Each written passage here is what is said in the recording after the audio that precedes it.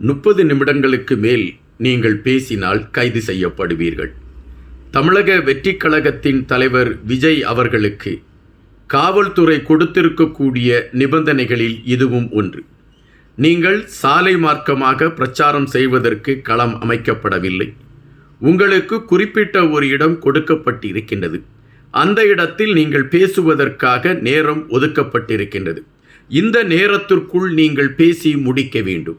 அந்த நேரத்திற்குள் நீங்கள் பேசவில்லை என்றால், அந்த நேரத்தை தாண்டி நீங்கள் பேசிவிட்டால் சட்டம் தன்னுடைய கடமையை செய்யும் என்கின்ற ஒரு கருத்தோடு தான் இந்த நிபந்தனை பட்டியலை காவல்துறை கொடுத்திருக்கின்றது. இது உங்களுக்கு ஒரு வியப்பாக இருக்கலாம், அல்லது ஒரு விந்தையாக இருக்கலாம். என்ன ஒரு பைத்தியக்காரத்தனமாக இருக்கின்றது. ஒரு கட்சி தொடங்கப்படுகின்றது. தொடங்கப்பட்டிருக்கக்கூடிய கட்சி மக்கள் மன்றத்திலே ஒரு அதிகாரத்தை பெற்றுக்கொண்டு இருக்கின்றது, ஒரு அடையாளத்தை பெற்றுக்கொண்டு இருக்கின்றது. அந்த கட்சியின் தலைவர் தன்னுடைய கட்சியை மையப்படுத்திய செயல்பாடுகளை எடுப்பதற்கு அவர் பிரச்சாரம் செல்ல வேண்டும் என்ற நிலைப்பாட்டை எடுத்துக்கொண்டு அவர் பயணிக்கிறார். ஆனால் அதற்கு பாதுகாப்புக்கு நின்று அதற்கு வழி வகுத்து கொடுக்க வேண்டிய காவல்துறை, நீங்கள் இப்படி வந்தால்தான் நாங்கள் பாதுகாப்பு கொடுப்போம் என்று சொல்லக்கூடிய விடயம் காவல்துறையின் செயலற்ற தன்மையை காட்டுகிறதா, அல்லது காவல்துறை அரசு சொல்லக்கூடிய விடயத்தை காதில் வாங்கி கொண்டு ஆமாம் சாமி என்று தலையாட்டுவதற்கான ஒரு முயற்சிகளை எடுத்துக்கொண்டிருக்கிறதா? இது இங்கு எழும்பி இருக்கக்கூடிய ஒரு பிரதான கேள்வி. விஜய் அவர்கள் அரசியல் களத்திற்குள் கால் பதிக்க ஆரம்பித்த மறு நிமிடத்தில் இருந்து எதிர்ப்புகளை மட்டும்தான் சந்தித்து கொண்டிருக்கின்றார். இந்த எதிர்ப்புகளை சந்தித்து கொண்டிருக்கக்கூடிய விஜய் அவர்கள் சோர்ந்து விடுவார் என்கின்ற எண்ணம் ஆளும் கட்சிக்கு இருக்கின்றது. நீங்கள் எதிர்க்கத்தான் நான் வளர்ந்து கொண்டிருப்பேன் என்கின்ற களத்தோடு விஜய் அவர்களுடைய வளர்ச்சி ஒவ்வொரு நாளும் விஸ்வரூபம் அடைந்து கொண்டு இருக்கின்றன. முதல் மாநாட்டுக்கு கூடிய கூட்டம், இரண்டாவது மாநாட்டிற்கு கூடிய கூட்டம் பலருடைய செவிப்பறைகளை கிழித்துவிட்டது. பலர் இதுவரை காணாத கூட்டமாக இருக்கிறது என்று வியந்து போய்விட்டார்கள். நம்மால் இப்படி ஒரு கூட்டத்தை கூட்ட முடியுமா என்று தன்னுடைய பின்னந்தலையை சொரிந்து கொண்டு நிற்கின்றார்கள். இதை நாம் கண்கூடாக பார்க்க முடிகின்றது. ஆட்சி அதிகாரத்தில் இருக்கக்கூடிய நாம் தொடர்ந்து இந்த ஆட்சி அதிகாரத்தை தக்க வைத்தால்தான் நாம் செய்து கொண்டிருக்கக்கூடிய ஊழல் ஆட்சி தொடர்ந்து கொண்டு செல்லலாம் என்கின்ற நிலைப்பாட்டில் பயணித்து கொண்டு இருக்கக்கூடியவர்கள் எப்படி விஜய் அவர்களுடைய வளர்ச்சியை அவர்கள் ஏற்றுக்கொள்வார்கள்? எப்படி விஜய் அவர்களுடைய செயல்பாடுகளை அங்கீகரிப்பதற்கு அவர்களுடைய மனம் முன்வந்து நிற்கும்? ஆனால் தமிழக மக்கள் தெளிவாகி விட்டார்கள். அவர்களை பொறுத்த மட்டில் அவர்களுடைய நோக்கு மிக தெளிவாக இருக்கிறது. இம்முறை நீங்கள் யார் வேண்டுமென்றாலும் காட்டுக்கத்தல் கத்துங்கள், யார் வேண்டுமென்றாலும் கூடி பேசுங்கள், யார் வேண்டுமென்றாலும் கூட்டணி அமைத்துக் கொள்ளுங்கள், யார் வேண்டுமென்றாலும் இரகசியமாக பண பட்டுவாடாவை செய்து கொள்ளுங்கள். எங்களை பொறுத்த மட்டில் நாங்கள் தெளிவாக தேர்ந்தெடுத்து விட்டோம். எங்களுடைய தலைமை விஜய் அவர்கள்தான் என்பதை தமிழக மக்கள் மிக தெளிவாக குறித்து கொண்டு விட்டார்கள். அதனால்தான் விஜய் அவர்கள் நகர்ந்தால் கூட தலைப்புச் செய்தியாக மாறிவிடுகிறது. அவர் பேசுகின்ற ஒவ்வொரு வார்த்தைகளும் தலைப்புச் செய்தியாக மாறிவிடுகின்றது. இதை ஆளும் கட்சியால் ஜீரணிக்க முடியவில்லை. விஜய் அவர்கள் திருச்சியிலிருந்து பிரச்சாரத்தை ஆரம்பிக்கின்றார். இந்த பிரச்சாரத்தை அவர் ஆரம்பித்து விட்டால் அந்த ஆரம்பித்த நாளிலிருந்து அவர் ஒவ்வொரு நாளும் செயல்படுகின்ற விடயங்கள் தலைப்புச் செய்திகளாகவே இருக்கும். நம்மை குறித்து எந்த செய்திகளும் ஊடகங்களில் வராது. நாம் விழுந்து விழுந்து பேசினாலும் வராது. நம் மகனுடைய முகத்தை கொண்டு போய் காட்டினாலும் ஊடகங்கள் பெரிதாக எழுதாது. விஜய் அவர்களை சுற்றி இவ்வளவு கூட்டம் திரண்டது. மக்கள் விஜய் அவர்களை பார்ப்பதற்கு இவ்வளவு ஆர்வம் காட்டினார்கள். சாரையாக தொண்டர்கள் விஜய் அவர்களுடைய கட்சியிலே இணைந்து கொண்டிருக்கிறார்கள் என்கின்ற செய்திகளைத்தான் ஊடகங்கள் வெளியிடக்கூடிய நிலைமை வந்துவிடும். எனவே இதை எப்படி தடுப்பது என்பதை நாம் உடனடியாக திட்டமிட வேண்டும் என்கின்ற நிலைப்பாட்டில் ஆளும் கட்சி எடுத்திருக்கக்கூடிய அதிரடி நகர்வுகள் தான் இந்த 23 நிபந்தனைகள்.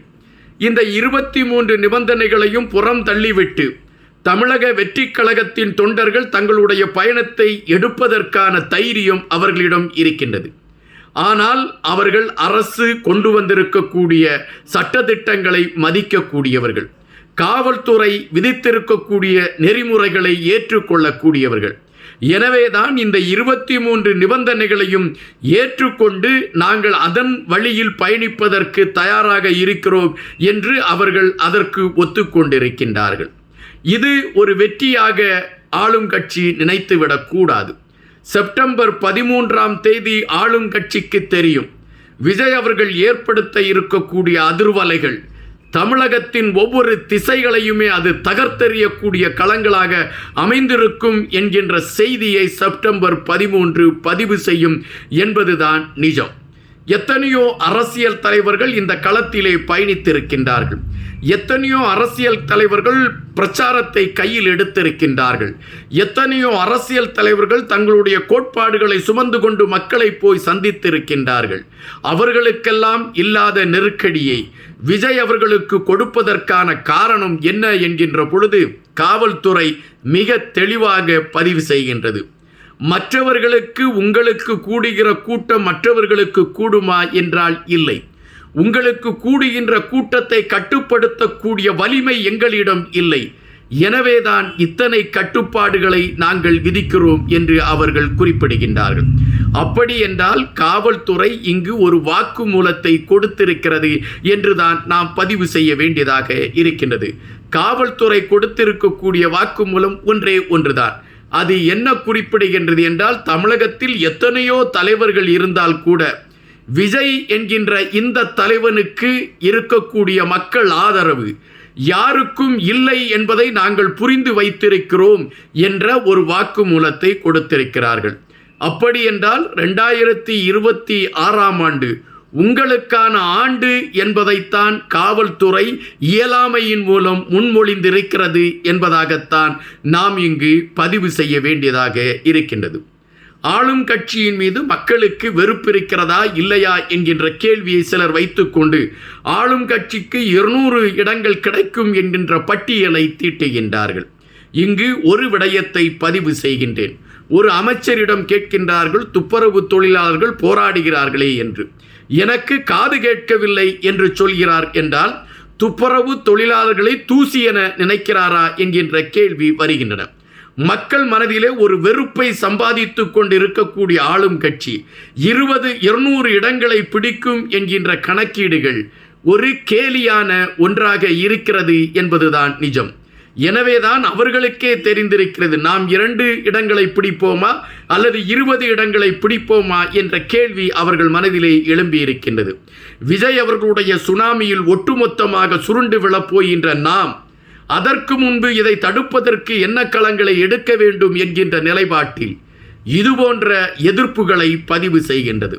இந்த எதிர்ப்புகளை நீங்கள் பதிவு செய்ய வேண்டும் என்று எதிர்பார்த்து இருக்கிறோம் என்று தமிழக வெற்றி கழகத்தின் தொண்டர்கள் சொல்கிறார்கள். நாங்கள் தைரியமாக இருக்கின்றோம். உங்களுடைய எதிர்ப்புகளை நாங்கள் எதிர்பார்த்து காத்திருக்கின்றோம். அதை எப்படி எதிர்கொள்ள வேண்டும் என்பது எங்களுக்கு தெரியும். 30 நிமிடங்களுக்கு மேல் பேசினால் எங்கள் தலைவரை கைது செய்யக்கூடிய களத்தை நீங்கள் எடுப்பீர்கள் என்றால் அதை எப்படி தடுக்க வேண்டும் என்பதை தமிழக மக்கள் எடுத்துக்கொள்வார்கள் என்கின்ற நிலையில் மிக தெளிவாக தமிழக வெற்றி கழகம் பயணித்து கொண்டு இருக்கிறது என்பதைத்தான் நாம் இங்கு பார்க்க முடிகின்றது. நன்றியுடன் என்பார்.